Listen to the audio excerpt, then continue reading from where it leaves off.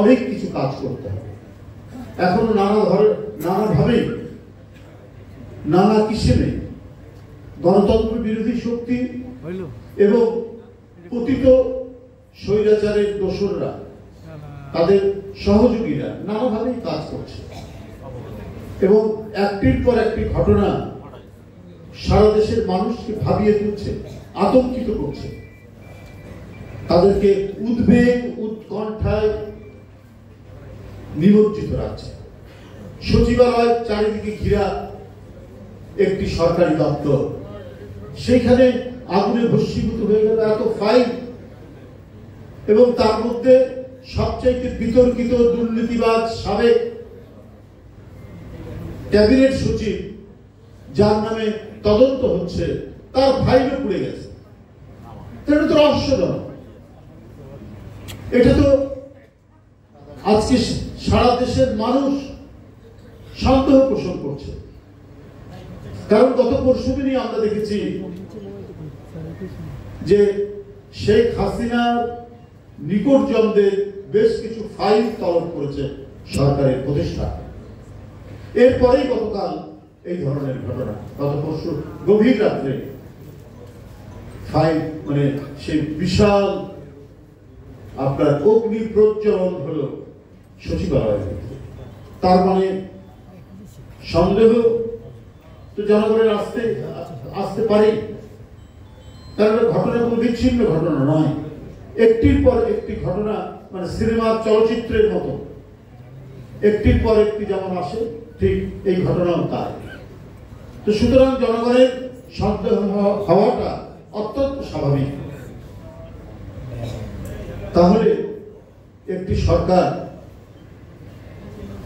অন্তর্বর্তীকালীন সরকার যারা হয়েছে, তারা তো এই দোষরদেরকে চিহ্নিত করে আপনার ব্যবস্থা নিয়ে গণতন্ত্রের উপযোগী একটি সরকার, বা যে বৈপ্লবিক চেতনা নিয়ে এত ছাত্রের আত্মদান, এত মাসুম বাচ্চার আত্মহুতি, তাদের স্পিরিটকে লালন করে প্রশাসন সাজানো হয়নি।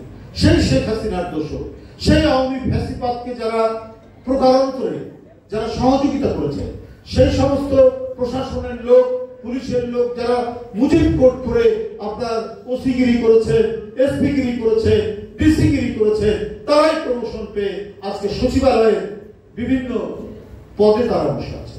কেউ জয়েন্ট সেক্রেটারি, কেউ এডিশনাল সেক্রেটারি, কেউ সচিব।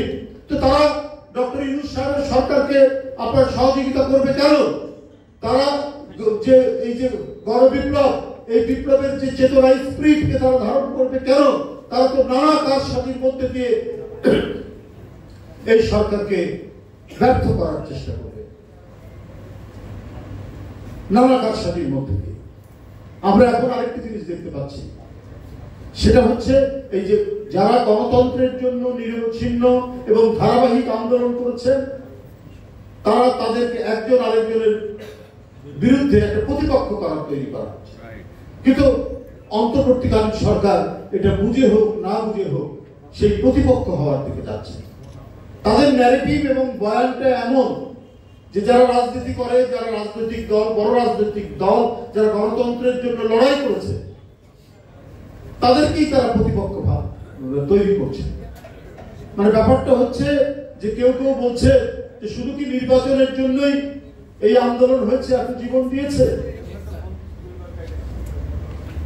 এই কথা তারা বলছে। তো নির্বাচন তো গণতন্ত্রের একটি অনুষঙ্গ।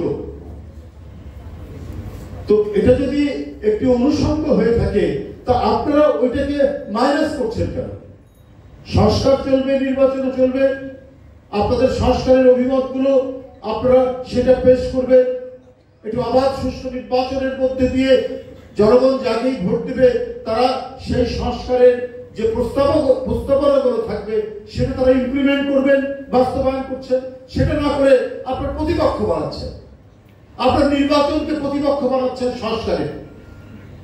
মানে ব্যাপারটা হচ্ছে তারা এমন একটা কিছু করছেন যে গণতন্ত্রকে, নির্বাচনকে তাদেরকে এক জায়গায় রেস্ট দিতে হবে বা একটা ঘরে আটকে থাকতে হবে।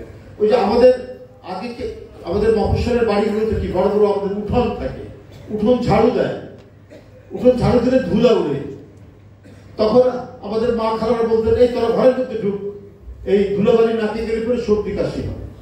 তো এই অন্তর্বর্তীকালীন সরকার এবং তাদের পক্ষে যারা এই কথাগুলো বলছেন, তারা মনে হচ্ছে এইরকমই যে তোমরা সংস্কার করব, এখন তোমরা ঘরের মধ্যে ঢুকে থাকো, কারণ এই সংস্কার করতে গেলে অনেক ধুলোবালি উঠবে, নাকে যাবে। অতএব এখন নির্বাচনের কথা, গণতন্ত্রের কথা আর অন্য প্রসঙ্গ বলা যাবে না। এটাই আমি আজকে, এমনকি প্রধান উপদেষ্টার মুখ থেকেও এই ধরনের কথা বেরোচ্ছে এবং অন্যান্য উপদেষ্টারা তো বলেই যাচ্ছেন যে 53 বছর আপনারা কিছু করতে পারেননি, আমরা এখন করবো। আপনারা কারা? আপনারা তো এই যে আমাদের দেশ, আমাদের স্বাধীনতা, আমাদের মুক্তিযুদ্ধ, আমাদের গণতান্ত্রিক সংগ্রাম, আমাদের আত্মহুতি, এত কিছু আপনারাও তো একজন শেয়ার হোল্ডার। এই সুবিধা তো আপনারাও পেয়েছে।